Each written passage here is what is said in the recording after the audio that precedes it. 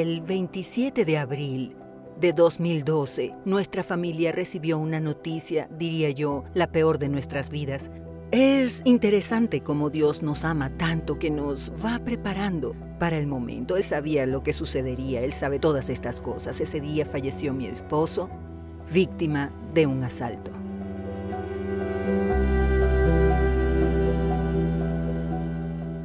Cuando pierdes a alguien, el dolor es tan grande. Además, la manera en la que recibí la noticia fue la peor posible. Porque cuando mi esposo no llegó al atardecer, comencé a llamarlo por teléfono para saber qué había sucedido. El policía que me atendió me dijo que lo habían asaltado y que había fallecido. Así me enteré de la noticia. Ese día no iba a almorzar en casa porque debía asistir a la defensa de una colega, ya que la próxima sería la mía.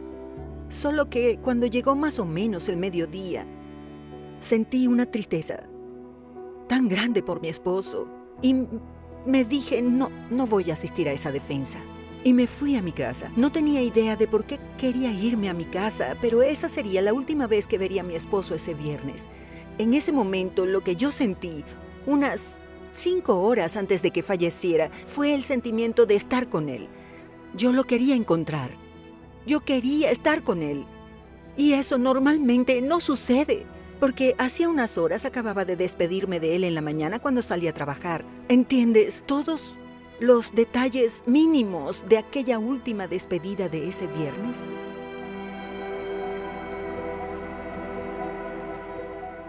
Y luego de su fallecimiento, cuando te quedas solo, sola, fue así para mí. Cuando sucedía algo, yo pensaba, se lo voy a contar a Elcio.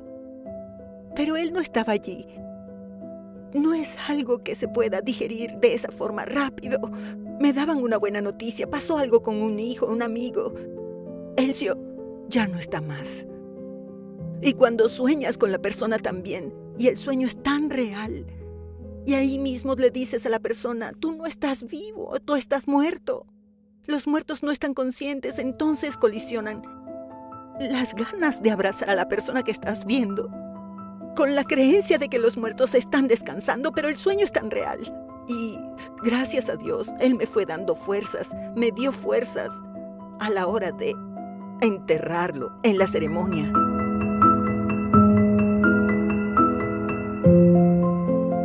Y perdonar no es fácil, solo lo hacemos con el perdón que Dios pone en nuestros corazones. Y yo confirmé que había perdonado porque a él no lo mató uno, sino que hubo 3 personas más. 2 años después, cuando fue al juicio y los vi, estaban en la hilera del frente, en la audiencia, a medio metro de distancia. Entraron con las manos esposadas, la cabeza gacha. Pude mirarlos y solo sentí pena.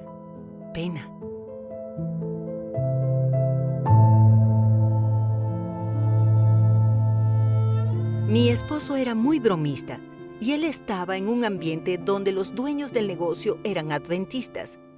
Y llegó alguien detrás de él, se anunció el asalto. Y él debe haber pensado que se trataba de una broma porque su reacción fue tocar a la persona que estaba detrás y voltear para ver quién era. Cuando se giró, el arma se disparó, ya estaba engatillada. Entonces yo le pregunto a usted, ¿acaso Dios no pudo evitar que se disparara esa bala? ¿Lo pudo evitar? Claro que sí. ¿Por qué no lo hizo? Solo porque mi esposo era pastor, estaba haciendo la voluntad de Dios, volvía de un trabajo para recibir el sábado con su familia. ¿Por qué Dios no lo evitó? Entonces, la reacción que tienes ante una tragedia tiene mucho que ver con la comunión que tengas con Dios, con la relación que tengas con Él. Porque si realmente conoces a Dios, sabes que no solo puede hacer milagros, no puede responder a tus oraciones de la forma en que tú quieres. Si uno conoce a Dios de verdad, sabes que permitió que eso sucediera. Entonces, ¿qué aprendí con este hecho? A confiar cada vez más en Dios ante la tragedia y a entregarme más de lo que ya hacía en la misión, porque ahora tengo un motivo más para desear el regreso del Señor.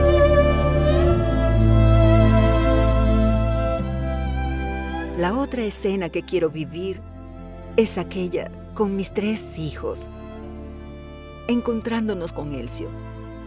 y contarle todo lo que ha sucedido desde que se fue, todo lo que no vivió con nosotros. Ese sería el reencuentro más glorioso después de encontrarme con Jesús.